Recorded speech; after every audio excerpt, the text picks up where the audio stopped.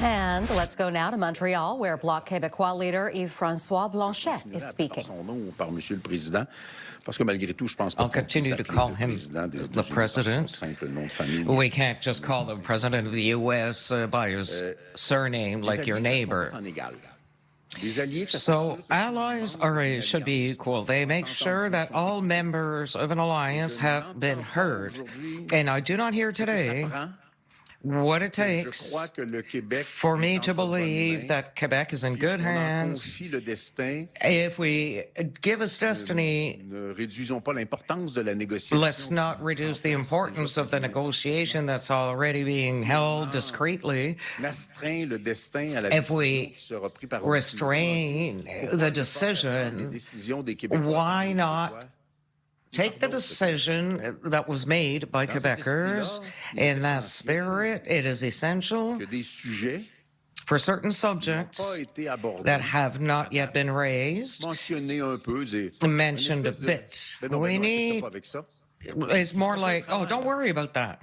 And that won't get the job done. And I want to remind everyone of the importance for the economic identity and prosperity and jobs and prosperity in Quebec, the importance of our workers and our milk and our eggs under quotas, and the importance of arts and culture that in Quebec are so important, and they have a major weight in the economy more than any other I've mentioned.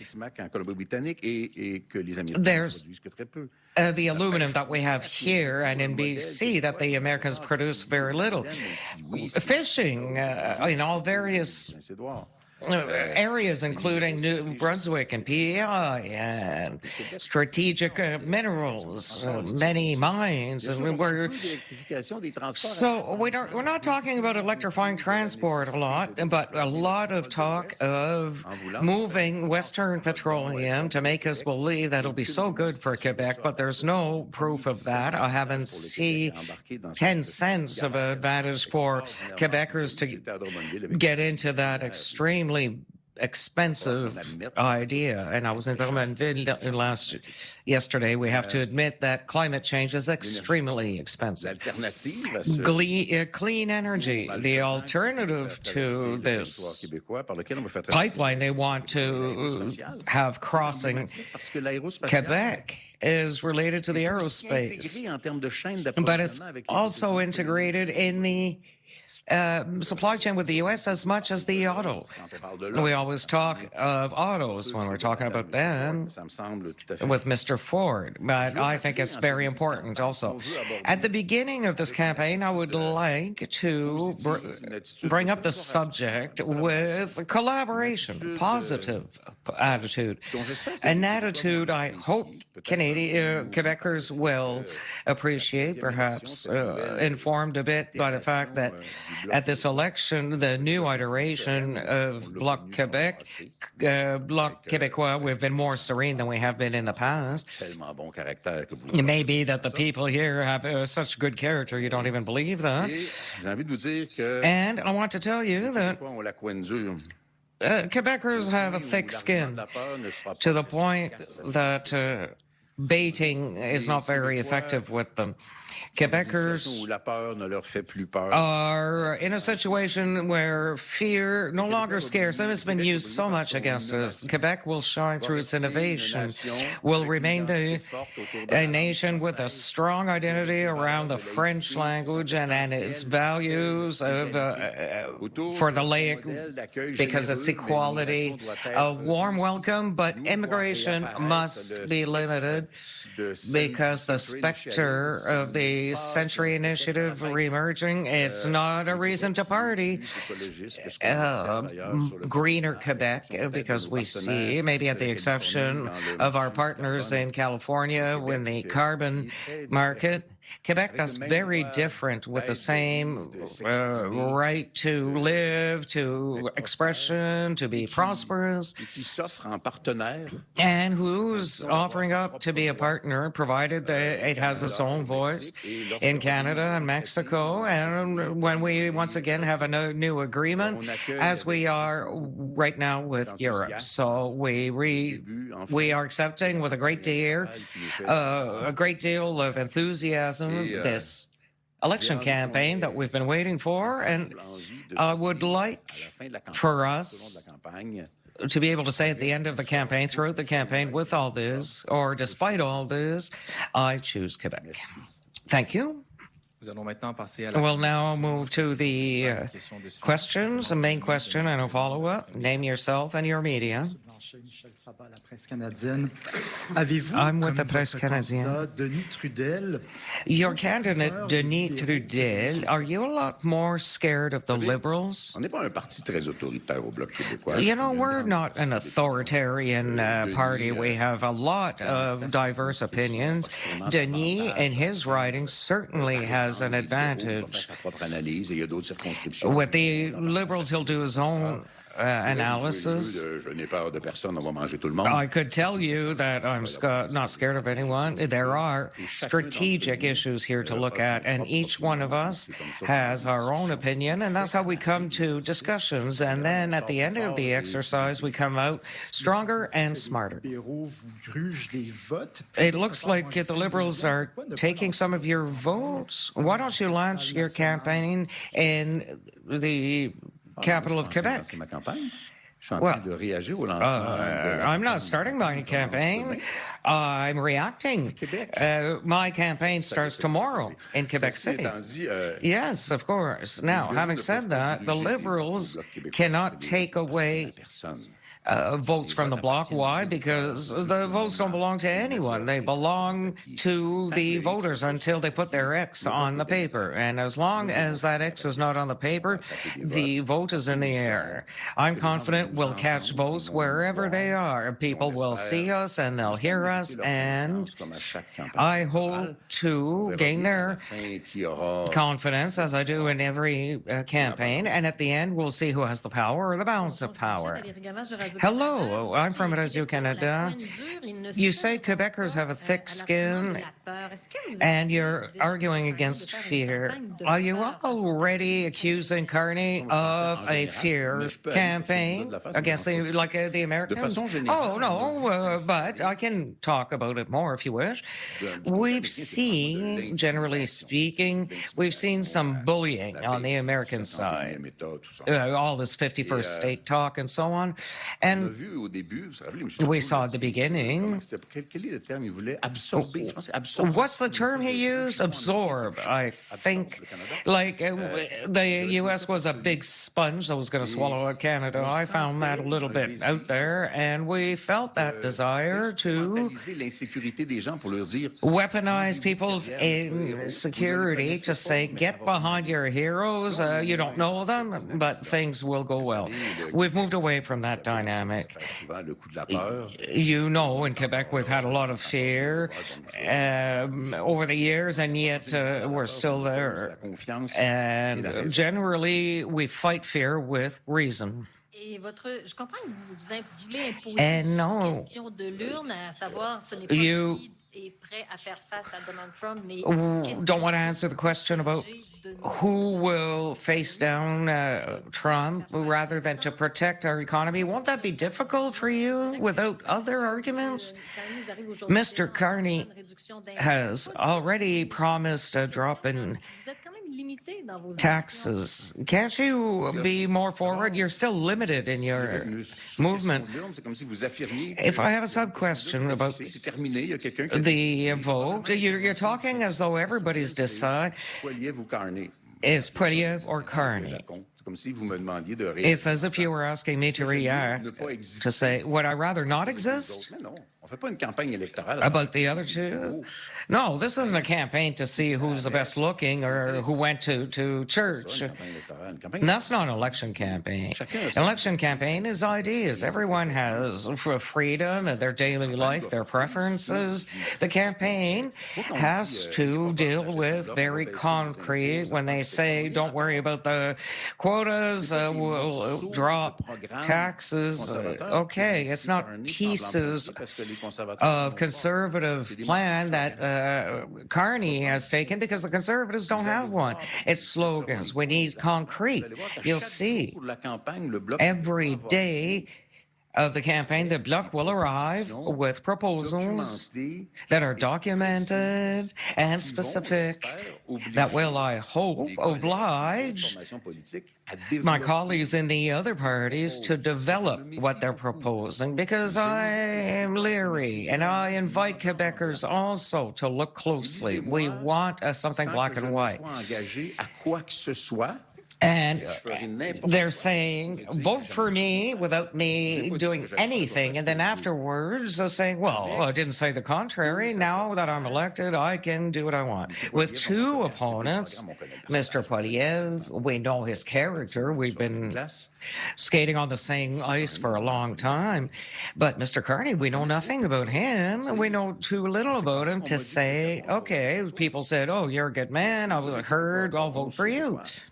And of course, people have that right. But my job and the work of everybody here, those who aren't here too today, is to oblige Mr. Carney and Mr. Poilievre to reveal a program that we can make choices on.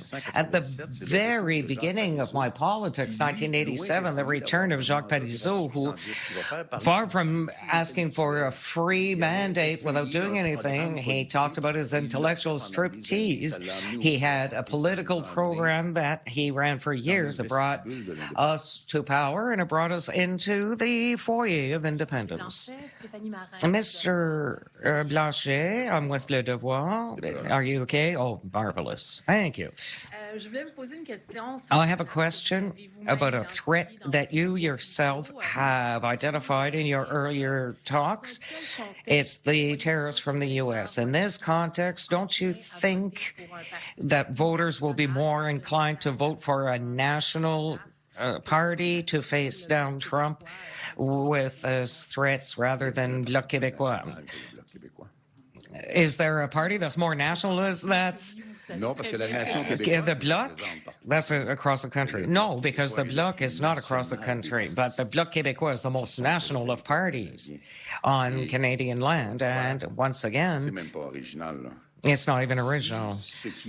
If what is being proposed is good for Quebec, we'll have collaborators. We'll even find collaborators that nobody can do anything against, because it's possible there are people smarter than I who think that we'll have a minority partner parliament, and smarter than I who think we might have the balance of power. If Quebecers give themselves that, the certainty that the economic interests of Quebec, which are very different, just like Quebec culture is different from Canadian culture, they'll say, we have nothing to lose. We have nothing to lose to have a voice, to make sure our interests are protected. And do we want to take a risk of not protecting ourselves against the fact that Mr. Carney, like Mr. Poilievre, have to take on, who have not mentioned any economic issues particular to Quebec? When I say we, I know I'm talking to millions of Quebecers, and when I talk about supply management, it's millions of Quebecers, and when I talk about fishing, it's millions of fishers in Quebec. When I talk of aerospace, I'm talking to millions of workers in the industry. Very, very concrete. Real people who are scared for their jobs, so nobody will come to them. But no one said today, we will take care of you specifically. Only the Quebec Bloc is the national party. And I want to talk to you about sovereignty. Only once did you mention it earlier. It was about Canadian sovereignty. Oh, yes, but I mentioned independence too. So you know, when, what is it? The desire for independence, Quebec independence in this campaign. It's very distracting. That's a test of temperament, but no one doubts that I'm an independent thinker here. But nobody believes that the Bloc will make a referendum on independence by 2026. We believe we have an extraordinary opportunity as independentists to contribute to the economy that's being set up that should end by 2026, because Donald Trump wants to have something to show his voters that he made promises to before his midterm elections, because he'll lose control of the chamber in the states. And we want it to be done by 2026 because we want it behind her for the Quebec election, where the Bloc Québécois activists will help the Parti Québécois for maybe sovereigntist government in Quebec, and Paul will be well supported. So we're best placed to put it on the table. I've heard it. You know, Quebecs should lose their jobs in life to be mad at Canada. I even heard those who said that people have to suffer to choose, people who think that people have to have faith in themselves and in the spokespeople of sovereignty, because they've acted responsibly, because they'll say, when the time comes, we will trust these people. And our job is to build faith and an economic environment that's favorable. Next question. Your party was leading or dominant in polls in Quebec right up to the resignation of Justin Trudeau, and you seem to have sort of slumped behind the Liberals since then. What will you do to reinsert yourself into this conversation about who is best to tackle Donald Trump's economic threats? I read Newton. What goes up goes down. If that's good for me, that's good for Mr. Carney. Let's see. Okay. And you've been talking about pipelines a lot and how they have no place in Quebec. This is not new for you. You've talked about this a lot. Recently, Quebec Premier François Legault started saying that maybe public opinion in Quebec is shifting on this issue, and he would be ready to start talking about pipelines if there is a broader social acceptability on this. Why do you think he started saying this? And I guess, why don't you agree with him? Because it's clear you don't. There are so many reasons why I do not agree. I can repeat them easily because this is such a bad idea. It came very fast and under the pretext of trade between provinces in Canada. This has nothing to do with trade between provinces in Canada, because there was no debate about trade between provinces in Canada when we refused that in 2015. And it's exactly the same project with the same goals. The idea for Western Canada is to unlock Canadian oil and gas in order to have the price of Canadian oil and gas go higher and reach the same level of price as oil and gas from anywhere else in the world. One of the first things that this would do, by the way, is make the gas at the pump more expensive in Quebec, because the drum, the barrel will be more expensive here also, because they don't give us oil and gas.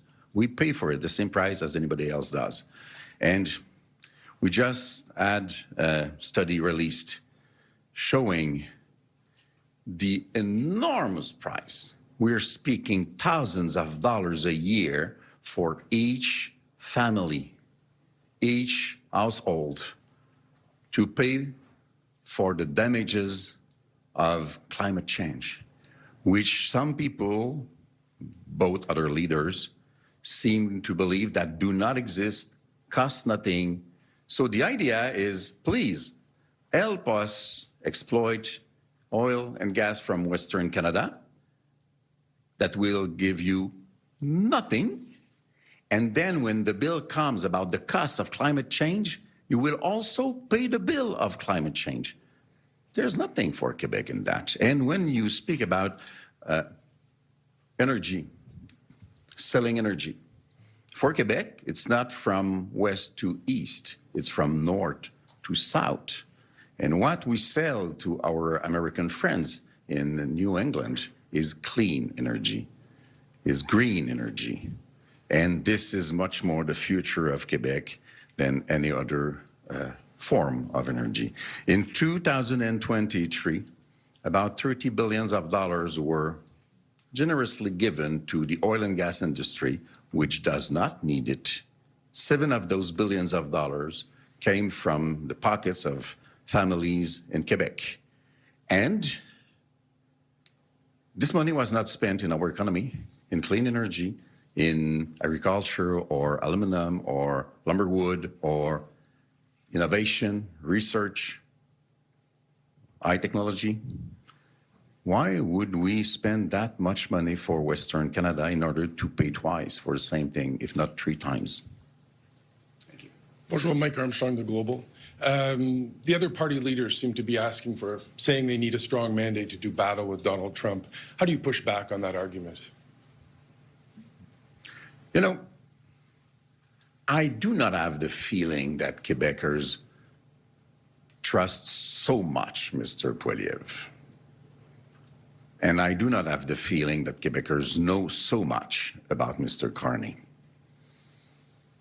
So if what they propose is good, they have nothing to fear, because as we did in the last 6 years, we will support what is good for Quebec.